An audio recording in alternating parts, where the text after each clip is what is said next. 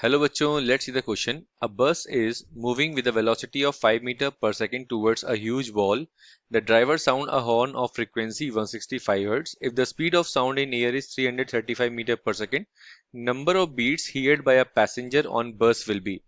तो यहाँ पे बच्चों आपको नंबर ऑफ बीट्स फाइंड करनी है, ठीक है। तो सिनेरियो कुछ इस टाइप से है बच्चों। तो यहाँ पे हम बोल सकते हैं कि सपोज करिए ये एक बस मूव कर रही है हमारी, ठीक है। ये एक बस मूव कर रही है हमारी, ठीक है। और सपोज कर सकते हैं ये कोई बस है, ठीक है। ये हमारी बस मूव कर रही है, ठीक है। और सामने एक स्टेशनरी वॉल है बच्चों, ठीक है। सामने एक स्टेशनरी वॉल है, ठीक है। और यहाँ पे इसकी जो स्पीड दे रखी है बच्चों कितनी है, 5 मीटर पर सेकेंड। और जो हॉर्न जो ब्लो कर रहा है उसकी जो फ्रीक्वेंसी है बच्चों वो कितनी है, वो हमारे पास फ्रीक्वेंसी गिवन है 165 हर्ट्ज। तो आपसे पूछा क्या है बेसिकली, तो आपसे पूछा है बच्चों बीट्स हेयर्ड बाय पैसेंजर। जो यहाँ से साउंड जाएगी बेसिकली, ठीक है, रिफ्लेक्ट होके वापस बस में जो ऑब्जर्वर हैं जो बैठे हुए हैं उनके पास जाएगी। तो उनके पास बेसिकली जो बीट होगी वो कितनी उनको सुनाई देगी, the beat heard by a passenger. ये आपको कैलकुलेट करना है बच्चों, ठीक है। अब यहाँ पे स्पीड ऑफ साउंड दे रखी है हमको 335 मीटर पर सेकेंड, ठीक है।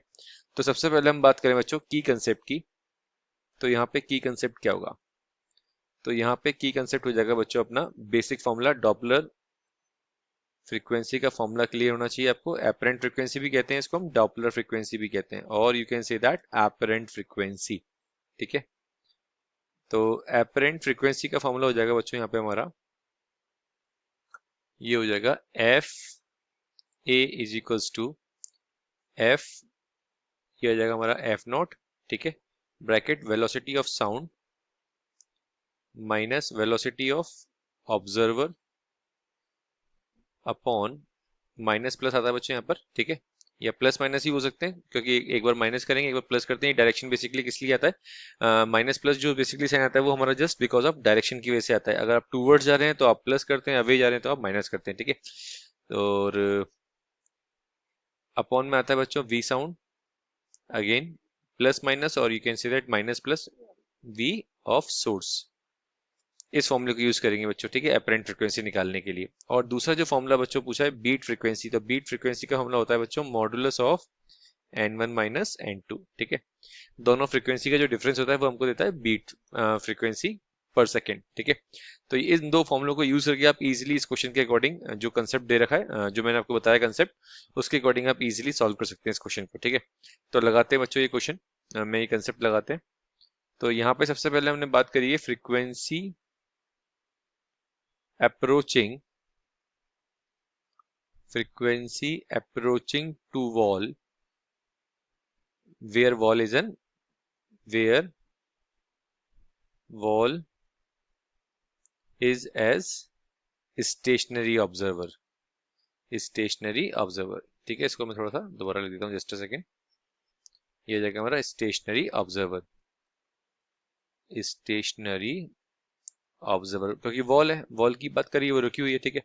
तो हमारे पास वॉल की जो एपरेंट फ्रीक्वेंसी हो जाएगी बच्चों वो हो जाएगी V upon V minus V S into F. ये एफ हमारी जो ब्लो किया उसने हॉर्न उसकी फ्रीक्वेंसी है, ये हमारे पास वॉल की फ्रीक्वेंसी है, और ये हमारे पास सोर्स की फ्रीक्वेंसी है, ठीक है।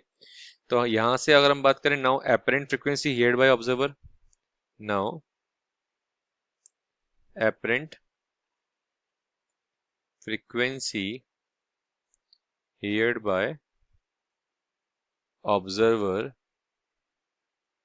For reflected sound, for reflected sound. तो ये आ जाएगा बच्चों हमारे पास एपरेंट फ्रीक्वेंसी आ जाएगी बच्चों हमारे पास v plus V S upon V into F W. ये वॉल की फ्रीक्वेंसी, और ये हमारे पास सोर्स की फ्रीक्वेंसी, और ये हमारे पास वेलोसिटी ऑफ साउंड, ठीक है। तो यहाँ पे ये आ गया बच्चों कंडीशन, ठीक है। अब यहाँ पे हम देखें, इसको आप इक्वेशन नंबर 1 बोल दीजिए, इसको आप इक्वेशन नंबर 2 बोल दीजिए। इन दोनों को आप डिवाइड करेंगे तो यहाँ से बच्चों हमारे पास एपरेंट फ्रीक्वेंसी का एक फॉर्मूला आ जाएगा v plus V S upon V minus V S into F, ठीक है। ये हमारे पास एक कंडीशन निकल के आ गई, इसको हम यूज करेंगे बच्चों यहाँ पर।